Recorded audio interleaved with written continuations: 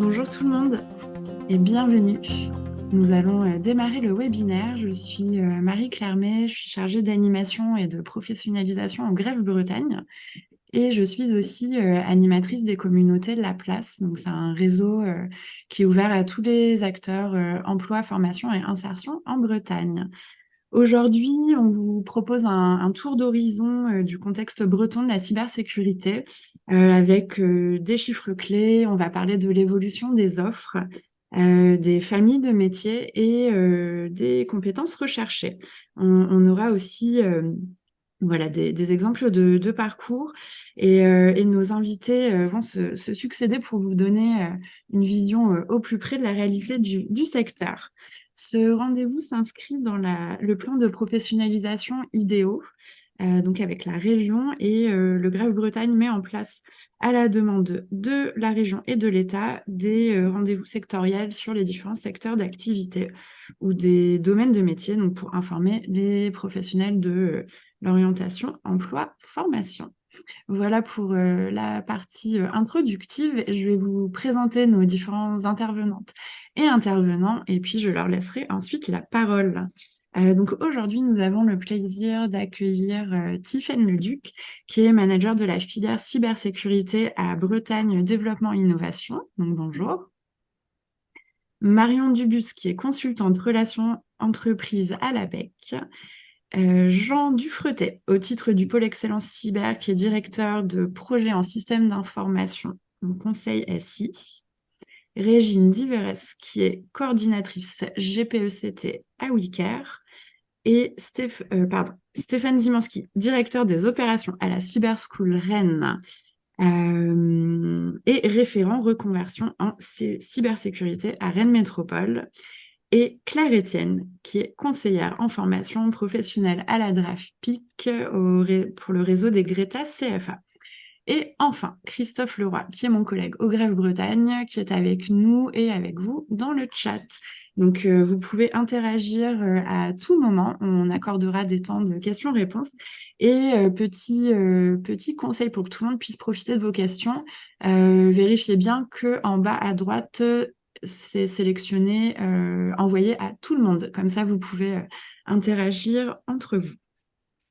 Eh bien, à présent, je laisse la parole à Madame Leduc qui va nous présenter le contexte de la cybersécurité en Bretagne. Très bien, merci beaucoup.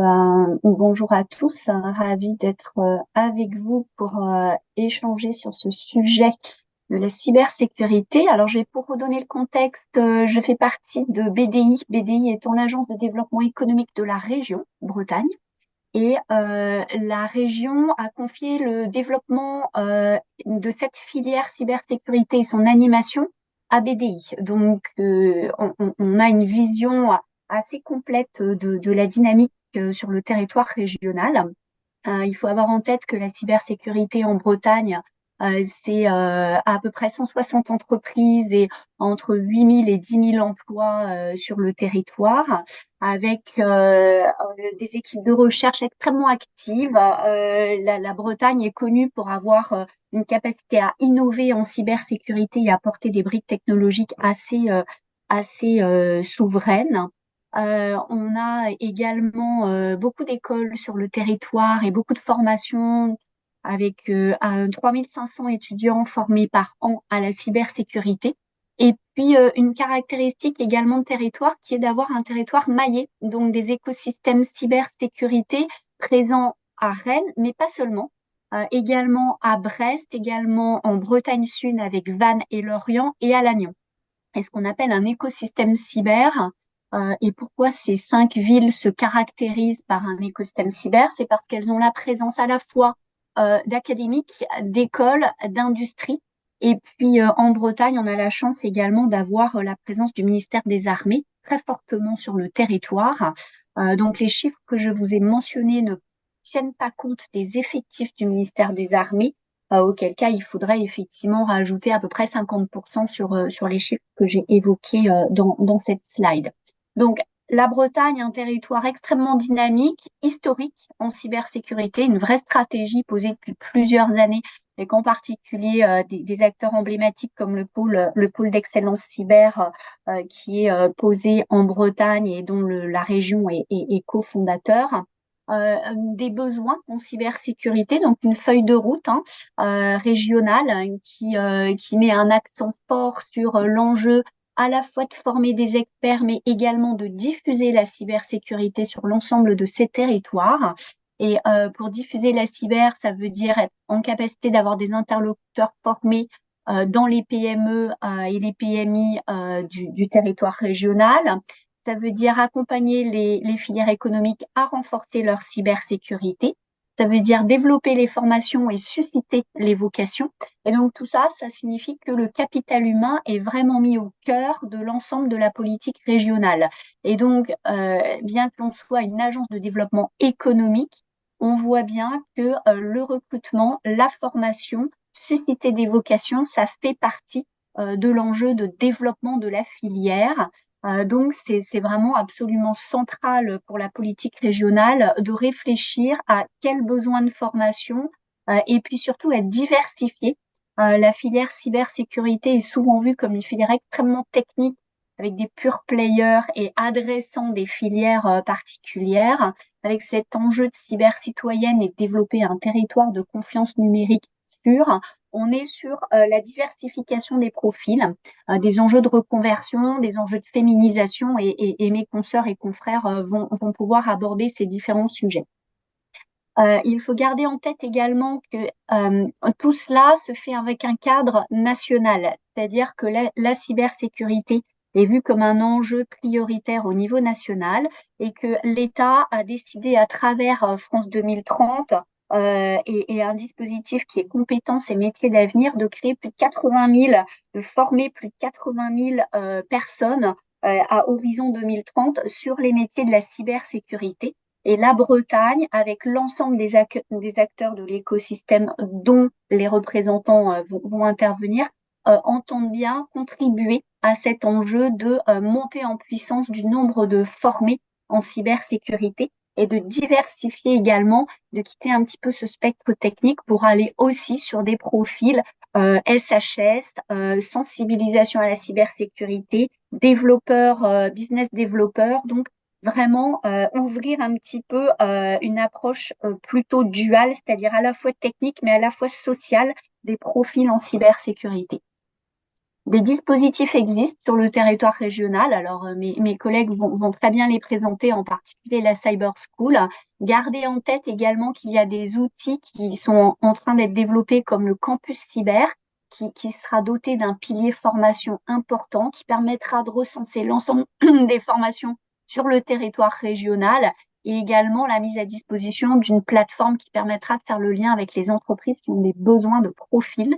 Et puis, il y a un annuaire cyber qui permet de recenser les entreprises de cybersécurité du territoire. Donc là, j'ai mis les liens pour ces annuaires. Ça permet d'aller sourcer un petit peu les acteurs cybersécurité du territoire. Et comme je l'ai dit au début, à peu près 160 entreprises. Donc, il y a un beau vivier, 8 000 à 10 000 emplois.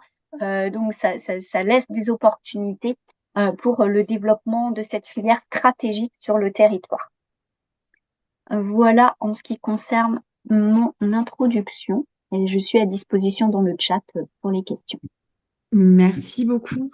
Eh bien, effectivement, on voit que la Bretagne est fortement maillée sur ces différents écosystèmes. Madame Dubus et Monsieur Dufretet, je vous laisse la parole pour nous présenter l'étude que vous avez co-menée et les différentes données qui en ressortent. Oui, merci beaucoup, Marie-Claire. Alors, au niveau effectivement de cette étude qui a été menée avec le pôle d'excellence cyber et l'APEC, cette étude d'ailleurs est sortie en mi-2022. On la positionnera d'ailleurs aussi pour que vous en ayez du coup connaissance. On voulait vous relater en effet voilà, les principaux traits de cette étude qui finalement est très révélatrice de l'état du marché. Alors, en ce qui concerne l'état du marché au niveau national, pour le moment, donc évidemment, bien sûr, on a un contexte, je pense que mes collègues peut-être y reviendront, et tout le monde entend, hein, donc ça n'échappe à personne. Les cyberattaques, en effet, et ces risques sont de plus en plus nombreux. Tous secteurs, évidemment, sont touchés, y compris maintenant, en effet, les collectivités et les personnes, hein, pas que, en effet, les entreprises. Dans ce graphique que vous voyez, en fait, sur le trait bleu, vous voyez évoluer, en fait, finalement, les offres cyber.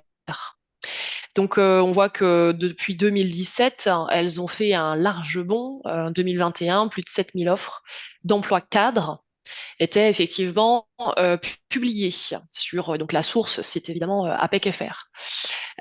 Donc, en effet, on a fait un x2 hein, depuis 2017.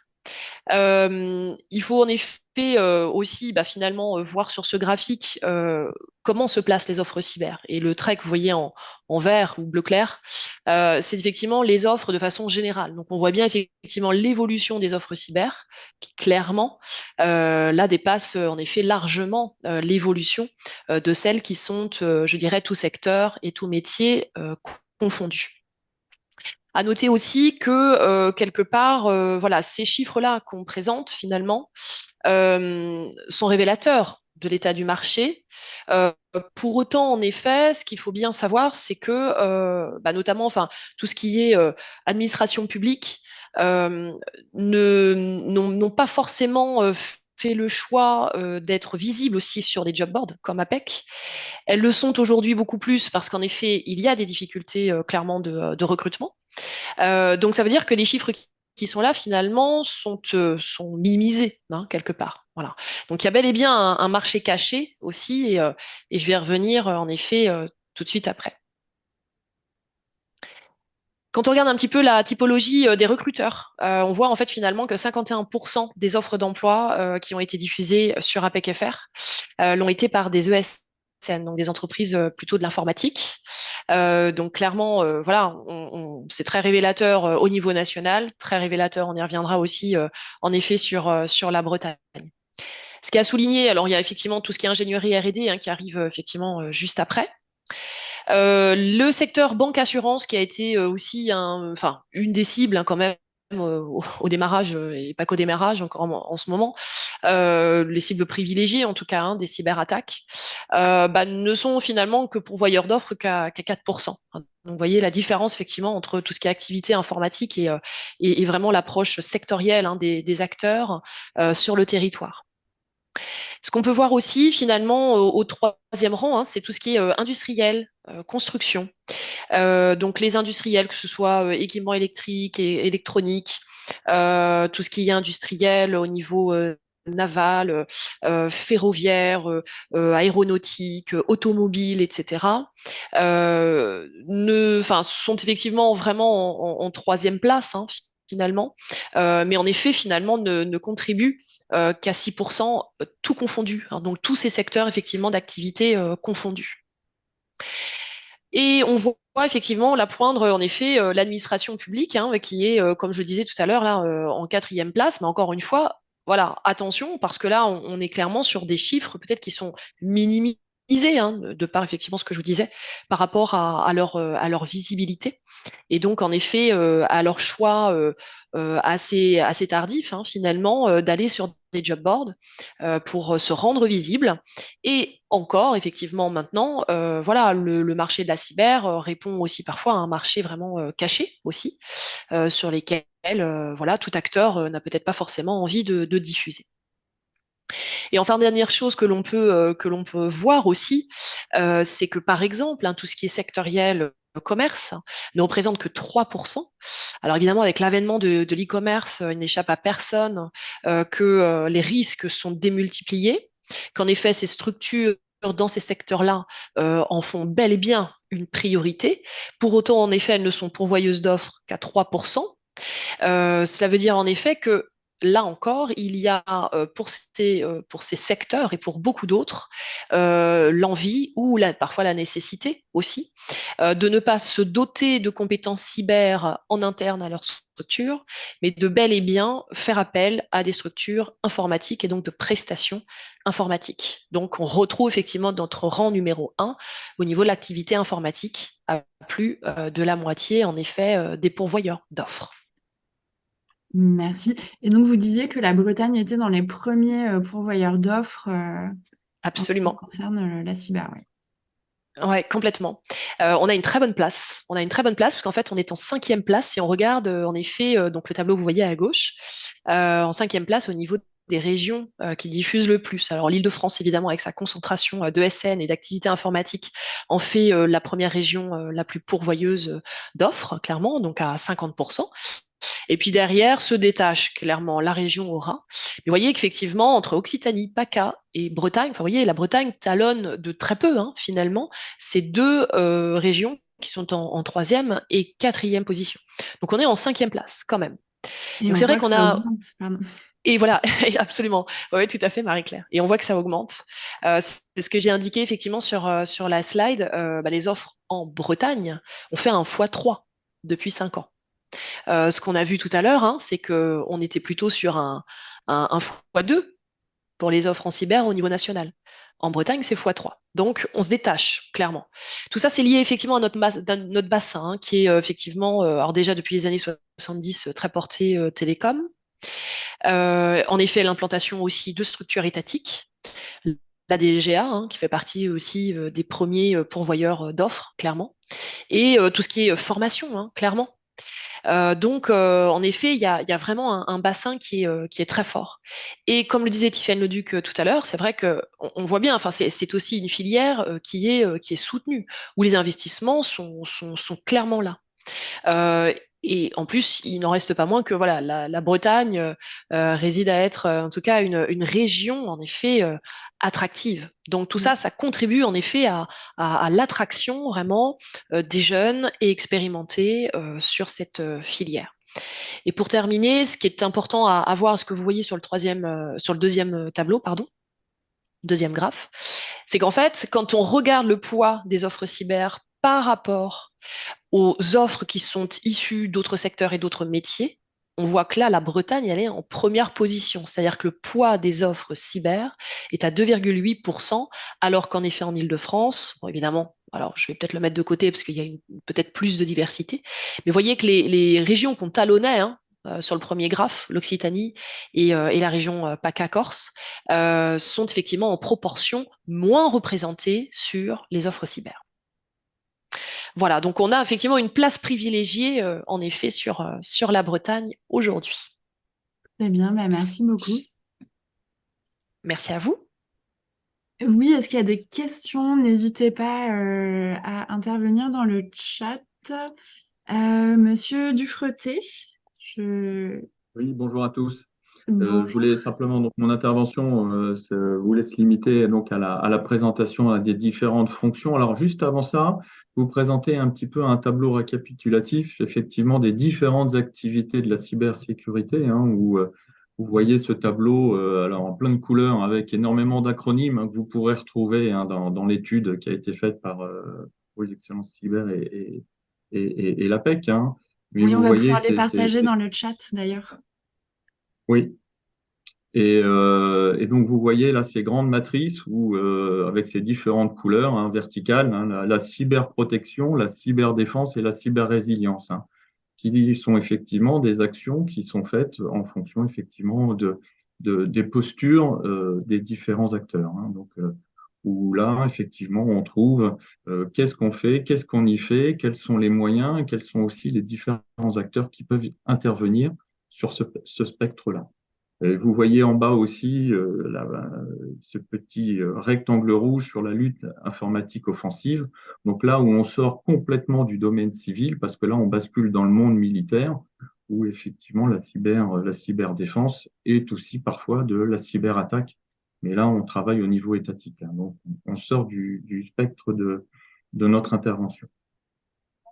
Alors, pour tous ces métiers-là, effectivement, il y a eu une évolution, hein, où avant, on partait sur un profil d'ingénieur bac+5 qui devait à peu près savoir tout faire et maîtriser à peu près tout ce spectre-là.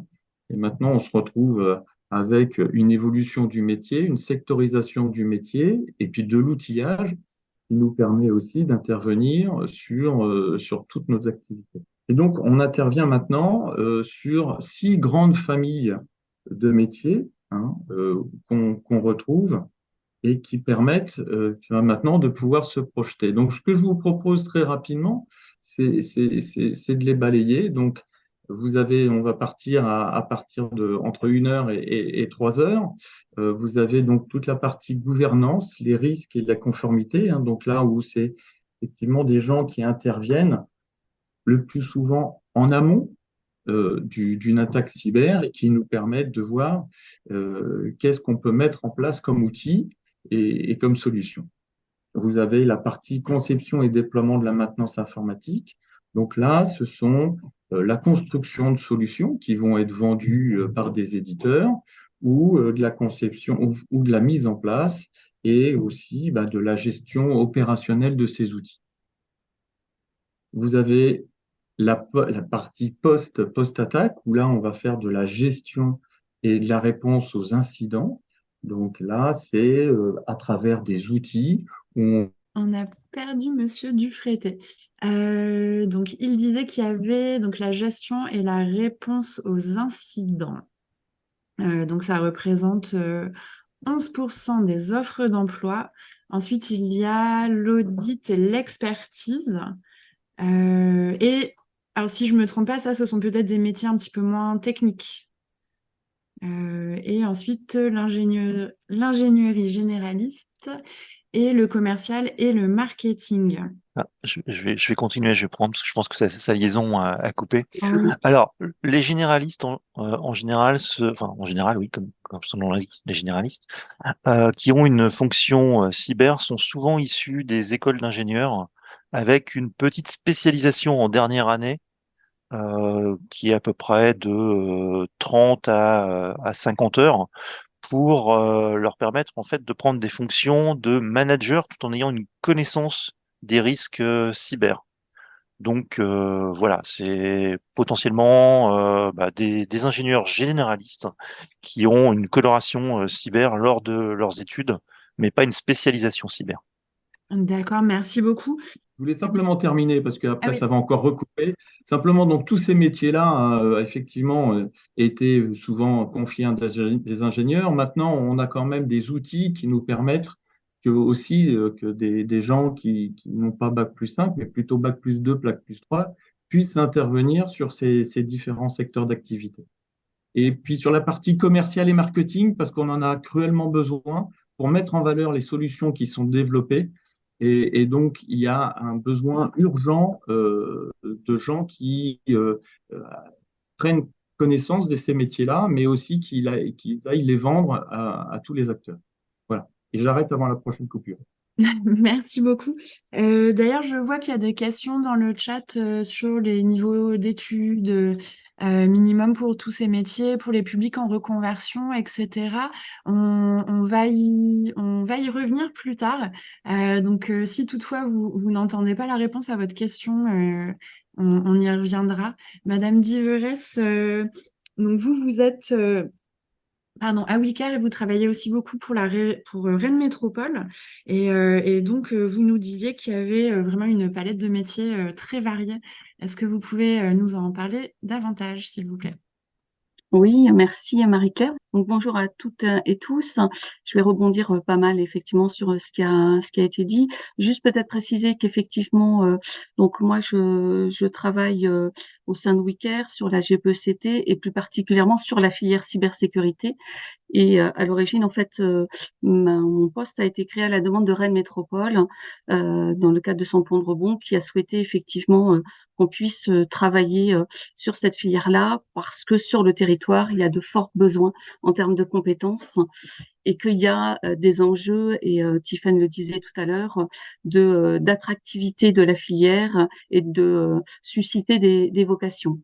Donc moi, en fait, aujourd'hui, j'avais plutôt envie puisque le thème c'était casser un petit peu les clichés, c'était de justement mettre l'accent sur le fait que la cyber, ce ne sont pas que des métiers techniques. Aussi, vous donner des éléments sur les opportunités d'emploi dans ce secteur-là. Et puis, parce que je sais que il y a pas mal de professionnels de l'orientation qui suivent ce webinaire, c'est aussi peut-être vous donner quelques pistes, et on le fera aussi avec Stéphane, sur voilà comment vous pouvez accompagner, quels outils accompagner des personnes qui se questionnent sur cette filière-là et qui osent peut-être pas franchir le pas. Donc voilà. Donc, pour casser les clichés, je vais peut-être partir sur un cliché, même si aujourd'hui les choses évoluent, mais souvent quand on parle des métiers ou des métiers de la cybersécurité, on a l'image du geek en sweat à capuche qui est seul devant son ordinateur. Et Stéphane volontairement a mis un sweat à capuche. Alors il y en a effectivement, mais pas que. Et quand on voit ordinateur, on pense tout de suite métier technique. Ça a été très bien dit précédemment. Oui, bien sûr, il y a des métiers techniques, mais pas que.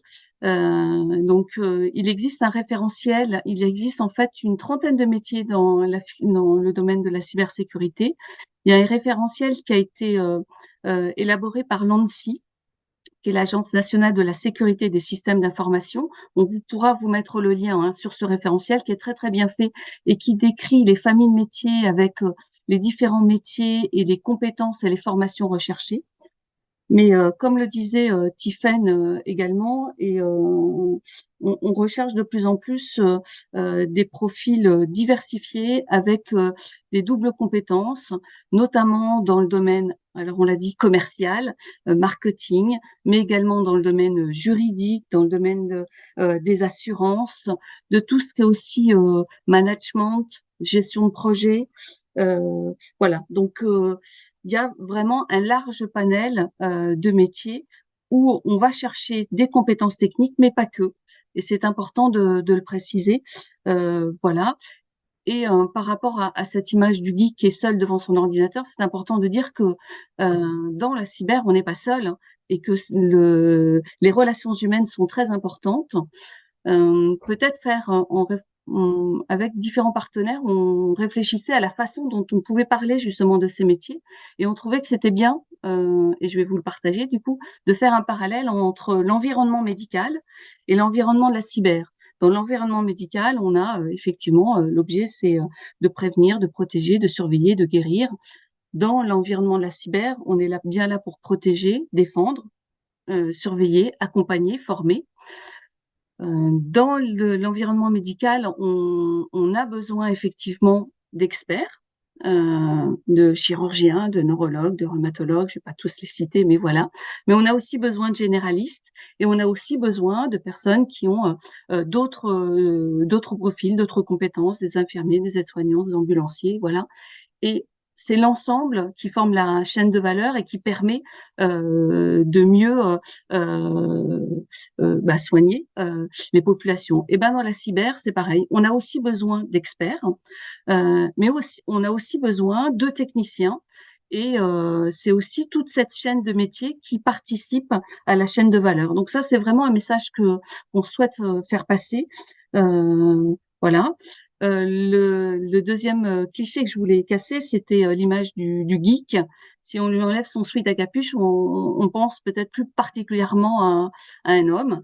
Voilà. Or, aujourd'hui, et Tiffaine le disait, il y a vraiment des enjeux on a besoin de femmes dans les métiers de la cyber.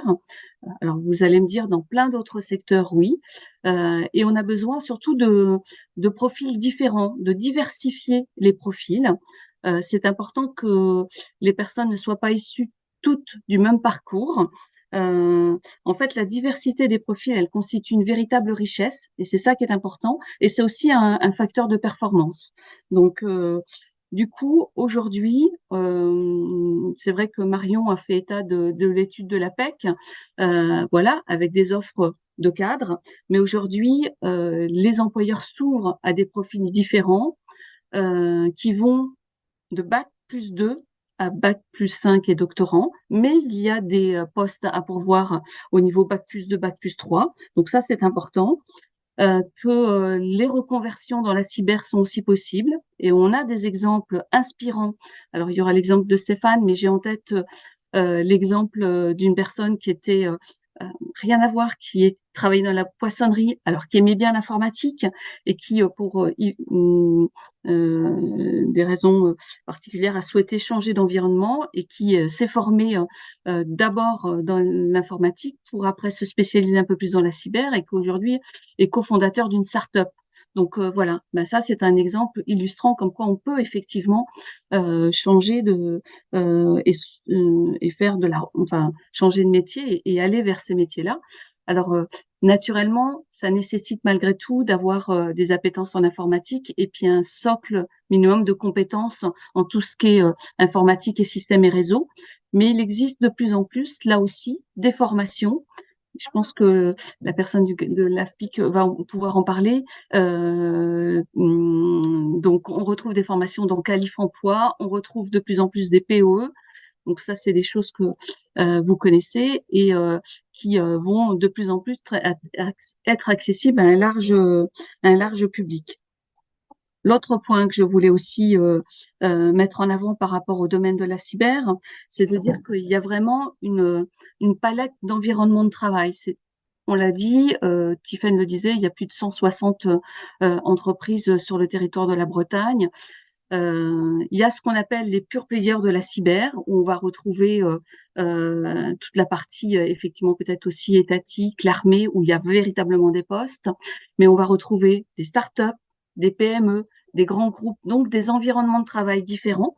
Donc une diversité aussi d'emplois et de missions, donc ça c'est important. Peut-être aussi dire que c'est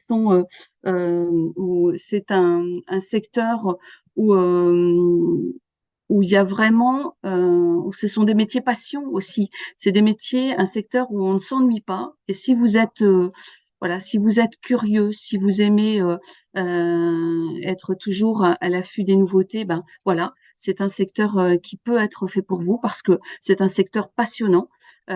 Où effectivement des personnes qui seraient curieux, ben, ça peut vous correspondre.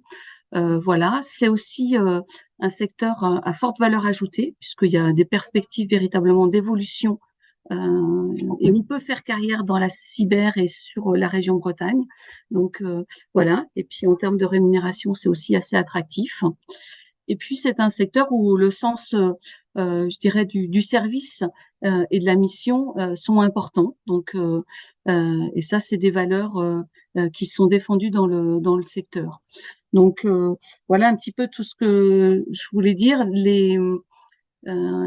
Naturellement, on recherche des compétences techniques, mais il y a aussi les soft skills. Mais je pense que Stéphane et notre intervenant vont y revenir, mais qui sont importants en termes d'autonomie, de rigueur, d'agilité, de curiosité. Donc voilà, sur le territoire. Nous avons la chance d'avoir Stéphane Zimanski qui peut aussi accompagner les personnes en reconversion. Donc, il va pouvoir vous en dire un petit peu plus là-dessus. Et puis, si vous avez des personnes qui s'interrogent, il existe plein de sites. Donc, je crois que le greffe a fait un focus sur la cyber où va le sortir. Donc, où vous pourrez trouver plein d'adresses. Sur le site du PEC, vous pourrez trouver aussi plein d'éléments. Sur le site de Destination Rennes également, il y a aussi des MOOC. Et tout ça, on va les donner dans le chat, des MOOC qui permettent aux personnes peut-être déjà de se tester, d'apprendre. Donc, il faut pas hésiter. Il y a un MOOC notamment de l'ANSSI, je pense. Il y a des CTF, des challenges qui existent pour s'auto-former, enfin se tester, et puis venir à des événements. On a la chance d'avoir plusieurs événements sur le territoire.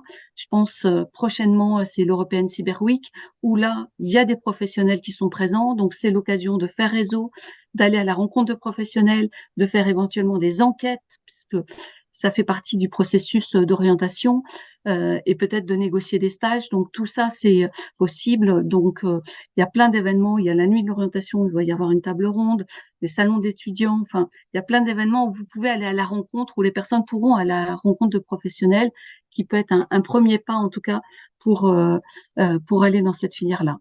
Donc, j'ai peut-être beaucoup parlé. Voilà, mais je vais laisser la place à Stéphane pour rebondir sur les reconversions dans cette filière-là. Merci à tous. Merci. Et à Et toutes. je vois toutes les questions sur les formations, mais si je ne me trompe pas, enfin, on va l'évoquer après. Tout à fait. Donc, moi, je suis Stéphane Dimanski, donc je suis le directeur opérationnel de la Cyber School, qui est un regroupement en fait de formation des écoles publiques sur la place rennaise. Et je suis aussi, et c'est à ce titre-là que je vais intervenir, le référent reconversion en cybersécurité en partenariat avec Wicaire et Rennes Métropole. C'est-à-dire que toute personne se posant des questions sur la filière cybersécurité, on va dire en Bretagne, euh, peut peut m'envoyer un mail, me poser des questions et j'essaierai d'y répondre. Et je sais que la reconversion, pour y être passé, chaque dossier est personnel et individuel. Donc, on s'efforcera de trouver le meilleur chemin de votre point de départ jusqu'à votre point d'arrivée souhaité. Sachant que aujourd'hui, comme l'ont précisé les personnes avant moi, euh, on commence vraiment à avoir des postes à partir de bac+2 ou à partir d'un équivalent RNCP qui permettent de mettre un pied dans la cybersécurité. Alors, vous n'arriverez peut-être pas à accompagner tout de suite la personne en reconversion vers le poste souhaité, hein. 80% des personnes qui me contactent veulent être pentester. Oui, bon, pentester, ça va nécessiter un peu de... Qu'est-ce que c'est? Pentester, c'est le hacker. C'est le fameux hacker, pentester, hacker éthique. Tout ce qu'on entend, c'est la personne en fait qui va aller chercher des vulnérabilités dans un système et qui ne va pas qui ne va pas attaquer des systèmes, hein. Attaquer des systèmes, c'est la petite partie rouge qu'on a vue dans le tableau du PEC précédemment et qui est vraiment liée à l'étatique. Donc, un pen tester, il y en a, et si vous voulez vraiment faire de l'attaque, c'est possible, mais on a à peu près le même système que les Américains au niveau de l'aviation, hein. C'est-à-dire que les gens qui arrivent dans cette petite de cette petite structure rouge sont plutôt nos Top Gun de la cybersécurité.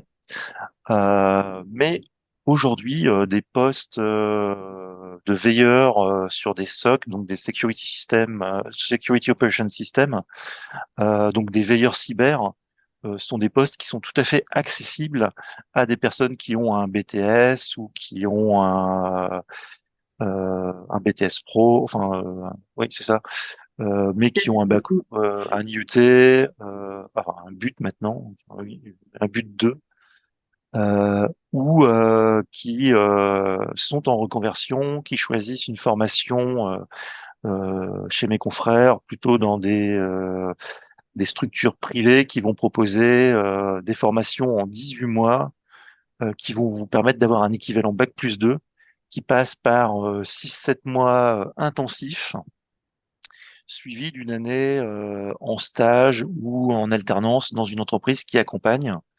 Et comme Régine vous parlait d'un collègue qui a commencé poissonnier et qui est arrivé PDG de sa boîte, on a aussi au sein de ces structures des succès sur un boulanger de 41 ans qui est passé donc de boulanger à veilleur SOC et qui a été recruté à la fin de sa formation. Et il Donc, y a une personne qui a partagé aussi un témoignage dans le chat, Erwan Le Joly, qui était ambulancier, qui est en cours de reconversion et qui nous dit eh bien que c'est bien réalisable lorsqu'on est motivé. Donc c'est il y ça. a beaucoup Alors, d'exemples très j'allais revenir sur justement les soft skills, puisque quand on est en reconversion, forcément, on n'est pas forcément du domaine de la cybersécurité ou d'un domaine connexe, numérique ou informatique. Et le recrutement dans ces écoles ou dans ces formations va beaucoup passer par la personne. Donc c'est aux soft skills, c'est montrer que vous avez envie, que vous êtes curieux, que vous avez envie d'apprendre, parce que les places sont aussi limitées, hein. On va pas vous cacher que on peut pas ouvrir des formations tous les mois, donc les places sont limitées et ça a vraiment marché sur l'envie. Euh, voilà. Donc à vous de montrer que alors je vais être un peu sarcastique, hein, c'est que vous ne choisissez pas juste la cybersécurité parce que c'est un métier, c'est un secteur qui recrute et qui paye bien. Parce que si c'est juste ça euh, votre envie d'aller dans la cybersécurité, euh, ça va être ennuyant, hein. Bien que le domaine soit passionnant, va falloir que vous trouviez d'autres centres d'intérêt, sachant que c'est un domaine qui bouge beaucoup, sur lequel on a vraiment besoin d'être curieux, d'être en veille tout le temps sur ce qui se passe, parce que malheureusement, une attaque peut casser le business model d'une entreprise. Hein, je vais enfin, éclaircir cette idée, c'est que vous êtes en train de développer un outil qui je sais pas moi, qui défend enfin, un pare-feu, voilà. Euh, Vous avez un cybercriminel qui trouve la faille en avance de phase et qui fait que et qui peut pénétrer n'importe quel pare-feu, votre produit devient obsolète du jour au lendemain. Donc c'est un métier qui est en constante évolution, pour lequel il faut savoir s'adapter. Il faut pas avoir peur de l'échec. On apprend de ces échecs.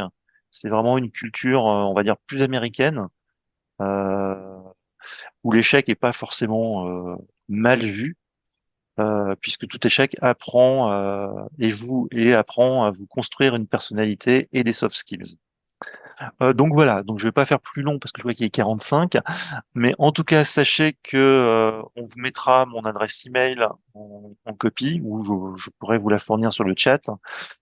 Toute personne ou toute structure qui a besoin d'avoir des informations sur une reconversion ou qui accompagne des personnes en reconversion et qui aurait besoin de d'informations, puisque je peux aussi rediriger vers des événements, rediriger vers des documents, des MOOC, euh, ou voilà. Donc n'hésitez Merci pas. beaucoup. Bah, on Et, peut partager ouais, effectivement. je vais l'écrire, Oui, bah, si vous pas de pouvez souci. directement.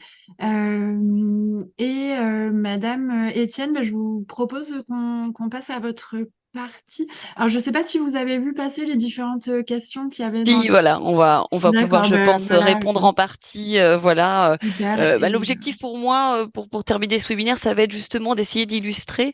On a parlé en effet de forts enjeux, d'opportunités d'emploi de la filière cyber en Bretagne, y compris au niveau technicien. Donc, et on voit tout l'enjeu de créer des passerelles d'accès justement vers ces métiers. Donc déjà, avant de se former, il faut bien les connaître. Donc en effet, il existe en Bretagne de nombreuses actions. Donc on a parlé des salons, des événements, des forums, mais il y a aussi des actions plus précises qui permettent de vérifier, de découvrir les métiers, alors du numérique en général, mais à chaque fois on y parle aussi des métiers de la cyber. Donc que ce soit alors pour les publics de lycéens, de collégiens, de plus en plus d'actions pour renforcer l'accès des jeunes filles, des jeunes femmes vers ces métiers. Donc des actions comme Girls and Coding, des challenges Ada Lovelace, les trophées des NSI qui essayent de justement attirer plus de monde vers les métiers du numérique et de vulgariser, de travailler sur les représentations aussi sur ces métiers. Et pour les publics en reconversion, donc on peut aussi s'appuyer sur la gamme prépa. Je pense que la plupart connaissent au niveau donc du conseil régional, donc une gamme qui propose notamment dans le cadre d'un dispositif prépa projet des ateliers de découverte métiers, donc ateliers sectoriels, ateliers découverte autour des métiers du numérique et qui inclut aussi une présentation des métiers de la cybersécurité, puisque voilà déjà bien les connaître, bien se représenter, bien valoriser en effet la diversité de ces métiers, qu'ils soient d'un niveau d'expertise ou d'un niveau plus technicien. L'enjeu pour nous, c'est aussi d'accompagner la diversité en effet dans cette filière. Donc plus de mixité, on l'a déjà beaucoup dit, mais aussi plus de diversité au niveau de la prise en compte des publics en situation de handicap, pour lesquels le secteur du numérique et de la cyber peut être aussi un secteur de reconversion très intéressant. Donc on accompagne régulièrement dans des parcours BTS, dans des parcours sur des titres professionnels, des personnes personnes en situation d'inclusion. Donc on le fait pas seul, en général, on le fait toujours avec des partenaires issus plutôt du médico-social. Alors je crois qu'il y a des personnes, par exemple, de l'ADAPT qui assistent à la visio, voilà, qui nous sont vraiment d'un relais précieux pour accompagner des aménagements de parcours, voilà, des BTS sur 1 an au lieu de sur 2 ans, et d'essayer de travailler avec eux l'accès à cette filière justement numérique et cyber. On essaie de développer aussi de nouveaux outils d'attractivité, puisque c'est vrai que le numérique et la cyber peuvent paraître une filière voilà assez élitiste, peu lisible pour l'extérieur et le grand public. Donc on a travaillé par exemple depuis quelques années sur la mise en œuvre d'un escape game. Donc voilà, pour sur des temps forts, d'événements, de salons, de portes ouvertes ou autres, prendre le contre-pied du numérique en fait, être dans le jeu, dans l'approche ludique, dans la manipulation, et travailler, valoriser l'importance des soft skills dont on a longtemps parlé déjà, mais voilà, l'escape game permet vraiment de travailler l'agilité, la curiosité, la persévérance, et qui sont, on fait tout de suite les ponts avec les métiers de la cybersécurité. Donc en tout cas, voilà des étapes nécessaires pour travailler son parcours, bien vérifier son projet professionnel. La région Bretagne a mis en place aussi dans sa nouvelle offre Qualif Emploi une nouvelle formation qui une préqualification au métier du numérique, donc qui dure 3 mois, donc qui est mise en œuvre alors selon le département, soit par le réseau des Greta CFA ou par l'AFPA. Donc c'est aussi un bon moyen dans cette offre de 3 mois, les personnes vont vraiment pouvoir confronter leur représentation aux réalités des métiers du numérique, y compris de la cyber également.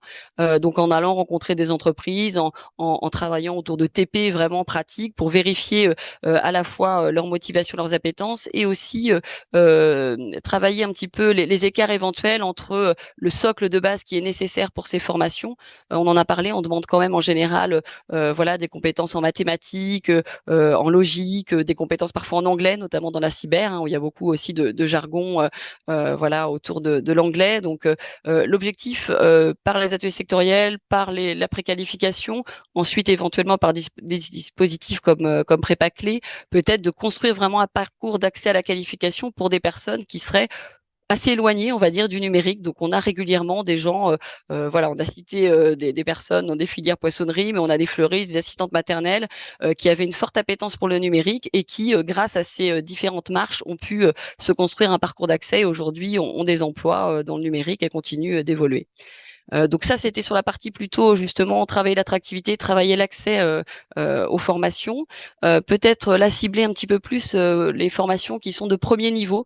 Donc on l'a dit, la filière cyber, on est beaucoup sur des recrutements en effet, sur des formations d'expertise à bac+5, mais se développe toute une filière du niveau bac, on va dire jusque vers le bac+5. Donc depuis plusieurs années déjà, l'ensemble des référentiels des différents BTS ou titres professionnels de niveau bac+2. Donc on peut citer le titre professionnel TAI, donc technicien d'assistance informatique, qui a un bon premier niveau assez généraliste sur les réseaux pour engager un parcours de reconversion vers la cyber.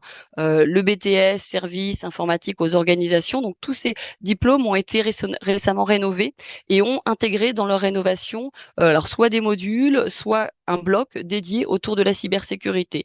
Donc on voit bien un objectif de meilleure prise en compte du risque cyber dans l'ensemble des diplômes du numérique, qu'ils soient sur le développement, qu'ils soient sur le réseau, qu'ils soient sur le design même, pour sécuriser à la fois les usages et la partie technique justement développée par ces formations. Au-delà des colorations de référentiels et du coup de l'accompagnement aussi, bien sûr, des équipes enseignantes après derrière pour accompagner cette montée en compétences, on voit l'enjeu aussi de développer de nouvelles formations et de nouvelles filières vers la cybersécurité. Donc on peut citer la mention complémentaire cybersécurité qui se développe depuis 1 an sur le territoire national.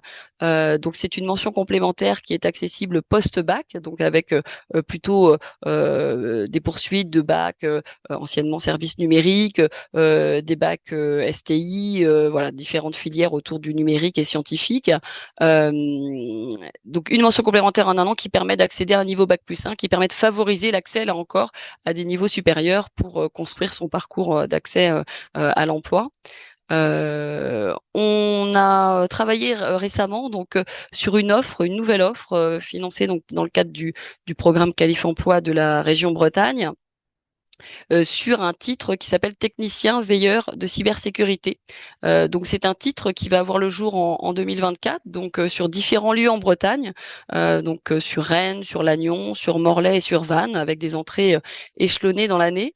On a monté ce titre en partenariat avec le ministère des Armées, qui est porteur de cette certification, qui est une certification de niveau Bac+2, qui est inscrite au RNCP. Et l'objectif, c'est là encore de former plus de monde au niveau technicien sur un premier niveau de maîtrise de compétences sur la cybersécurité et la mise en place des réseaux, la veille aussi sur ces réseaux bien sûr pour comme l'a dit Régine, enfin voilà, répondre aussi à une agilité, hein. On est sur des secteurs qui évoluent quotidiennement, donc voilà, de travailler sur tout ça.